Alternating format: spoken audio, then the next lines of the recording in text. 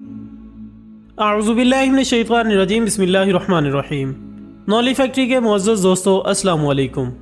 नाज़रीन इकराम, अगर हम मौजूदा दौर के आलमी मंजरनामे पर नज़र डालें तो हमें तमाम बड़े ममालिक किसी न किसी तरह से किसी जंग की तैयारी में मसरूफ़ नज़र आएंगे। और हालिया रिपोर्ट्स के मुताबिक इस वक्त दुनिया के पास इतने एटमी हथियार जमा हो चुके हैं जो कि जंग छिड़ने की सूरत में सिर्फ चंद सेकंड्स में दुनिया का निज़ाम दरम भरम कर सकते हैं। लेकिन नाजरीन, यहाँ हम आपको एक हैरत अंगेज़ खबर से आगाह करते चलें कि अब ये जंग ज़मीन पर नहीं बल्कि चांद पर होने जा रही है। और इस जंग के लिए दुनिया के दो बड़े ममालिक अपनी तैयारी मुकम्मल भी कर चुके हैं। आज की इस वीडियो में हम यही सब कुछ जानने की कोशिश करेंगे कि आखिर चांद पर जंग कैसे हो सकती है और अब तक चांद पर कौन कौन सी तैयारियां मुकम्मल की जा चुकी हैं। दोस्तों, ये वो ज़माना है जब इंसान ज़मीन से निकलकर चांद पर अपने कदम जमाना चाहता है और हर मुल्क चाहता है कि सबसे पहले वो चांद पर जाकर तरक्की कर सके। लिहाजा इसी मकसद के लिए दुनिया के दो सुपर पावर ममालिक यानी अमेरिका और चीन आमने सामने आ चुके हैं, जो कि हर हाल में एक दूसरे को मज़ा चखाने के लिए सरगर्म हैं। यही वजह है कि चीन ने खला में इस्तेमाल के लिए ऐसे एटमी बिजली घर का प्रोटोटाइप तैयार किया है जो कि 1 मेगावाट बिजली बना सकता है। ये अब तक का ताकतवर तरीन एटमी खलाई बिजली घर भी है, जो कि अमरीकी खलाई तहकीकाती इदारे नासा के ज़ेर तकमील खलाई एटमी बिजली घर से भी 100 गुना ज़्यादा बिजली पैदा कर सकता है। इस मंसूबे पर चीनी हुकूमत की फंडिंग से सन 2019 में काम शुरू हुआ था, जबकि हालिया चंद दिनों में इसने अपने पहले प्रोटोटाइप की शक्ल में अपना पहला संगे मील उबूर भी कर लिया है। चीनी हुकूमत का बज़ाहिर ये कहना है कि ये खलाई घर खास तौर पर उन हालात और मुकामात के लिए मुफीद होगा जहां सूरज की रोशनी या तो ज़मीन के मुकाबले में बहुत मध्यम होती है या फिर इसमें बार बार इतना ज़्यादा उतार चढ़ाव आता रहता है कि शमसी तवानाई पर इन्हिसार नहीं किया जा सकता। चीन का अगला मंसूबा चांद के तारीख हिस्से पर और मरीख तक बड़ी तादाद में खलाई जहाज भेजना है, जबकि याद रहे कि चीन पहले ही सन 2030 तक पहला पैसेंजर जहाज भी मरीख तक भेजने का ऐलान कर चुका है। याद रहे कि अब तक खला में इस्तेमाल के लिए जितने भी एटमी बिजली घर बनाए गए हैं वो सिर्फ चंद सौ वाट बिजली बनाने के काबिल रहे हैं, जबकि 10 किलोवाट से 300 किलोवाट बिजली बनाने के बेशतर मंसूबे अब तक अपनी तकमील के मराहिल तय कर रहे हैं। इस लिहाज से ये दुनिया का पहला एटमी बिजली घर भी है जो कि 1 मेगावाट जितनी बिजली पैदा करेगा।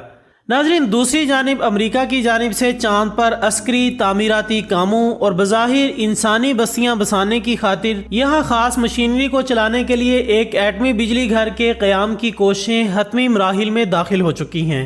अमरीकी मीडिया रिपोर्ट्स में इंकिशाफ किया गया है कि नासा हर कीमत पर जल्द अज जल्द चांद पर एटमी बिजली घर लगाना चाहता है और इस प्रोजेक्ट के लिए इंजीनियर्स और साइंसदानों से तजावीज़ तलब कर ली गई हैं। याद रहे कि गुज़श्ता 49 बरस से यानी 1972 में अमरीकी खलाई मिशन अपोलो 17 की तकमील के बाद किसी भी इंसान ने चांद की सतह को नहीं छुआ। लेकिन अमरीकी मीडिया ने ये इंकिशाफ किया है कि अमरीकी स्पेस फोर्स के नए प्लान के मुताबिक जितनी जल्दी चांद पर एटमी बिजली घर का क़याम मुमकिन होगा, इसी कदर जल्द चांद के पूरे खित्ते पर अमरीकी कब्जा हो जाएगा। कुछ लोगों का कहना है कि नासा का चांद पर एटमी प्लांट के क़याम का मकसद चांद पर मौजूद खरबों डॉलर्स की मादनियात निकालना और ज़मीन पर भेजना है। जर्मन मीडिया रिपोर्ट्स में बताया गया है कि बज़ाहिर चांद पर तामीरात के लिए इसकी अंदरूनी सतह पर या ज़ेरे ज़मीन सुरंगें बनाकर यहाँ फौजी अड्डे और इंसानी रिहायशी कॉलोनियाँ बनाई जाएंगी। और इस मकसद के लिए ज़मीन की तरह भारी भरकम मशीनें तो नहीं ले जाई जा सकती, लेकिन बिजली से चलने वाले हल्के आलात को चांद पर भेजा जा सकता है और इन आलात की मदद से चांद पर सुरंगें बनाई जाएंगी। अगरचे इंजीनियर्स के मुताबिक चांद पर ज़ेरे ज़मीन सुरंगें निकालने की मशीनरी को चांद पर ले जाना आसान काम नहीं होगा, क्योंकि तामीराती मशीनरी का वज़न एक अहम मसला है। इसलिए हल्की मशीनों का इस्तेमाल किया जाएगा और इन मशीनों को बरकी ताकत देने के लिए माहिरीन छोटा एटमी बिजली घर लगाने की तगोदो कर रहे हैं। नाजरीन, अमेरिका और चीन के इन इक़दामात से ये वाज़ेह हो जाता है कि ये दोनों ममालिक मुख्तलिफ खुफिया तरीक़ों से चांद पर कब्ज़ा करना चाहते हैं اور ماہرین کے مطابق ان دونوں ممالک کی جانب سے آئندہ کچھ عرصے میں چاند پر ہتھیار بھی منتقل کر دیے جائیں گے، اور ان کا مقصد صرف اور صرف چاند پر پہنچے ہوئے اپنے حریف کو تباہ کرنا ہوگا۔ یہی وہ جنگ ہوگی جو کہ اس خوبصورت سیارے کو بھی خطرے میں ڈال دے گی۔ اس سے قبل حال ہی میں چین پر امریکہ اور برطانیہ نے خلا میں اینٹی سیٹلائٹ ہتھیاروں کے تجربے کا الزام بھی لگا دیا ہے۔ برطانیہ اور امریکہ نے روس پر اینٹی سیٹلائٹ خلائی ہتھیار چلانے کا الزام لگاتے ہوئے خدشہ ظاہر کیا ہے کہ اس اقدام سے نہ صرف ان کے اعتماد کو ٹھیس پہنچی ہے بلکہ اس سے بین الاقوامی برادری کے لیے خلا کی دوڑ اور کشیدگی میں اضافے جیسے خطرے پیدا ہو گئے ہیں۔ واشنگٹن اور لندن نے چین پر اس آپریشن کو چھپانے کے لیے ہیلے بہانے لگانے کا الزام بھی لگایا ہے، جبکہ امریکہ اور برطانیہ کا دعویٰ ہے کہ چین نے خلائی سروے اور تحقیق کے لیے جانے والے مشن کے ذریعے اینٹی میزائل ہتھیار خلا میں بھیجے ہیں۔ خواتین و حضرات، ان تمام باتوں سے یہ ثابت ہوتا ہے کہ عن قریب ان دونوں ممالک کی جانب سے کچھ نہ کچھ برا ہونے جا رہا ہے۔ ان دونوں ممالک کی یہ لڑائی ایٹمی جنگ کی صورت بھی اختیار کر سکتی ہے۔ یاد رہے کہ اس سے قبل بھی امریکہ کی جانب سے چاند پر ایٹمی دھماکے کرنے کا منصوبہ بنایا گیا تھا، لیکن وہ کسی وجہ سے کامیاب نہ ہو سکا۔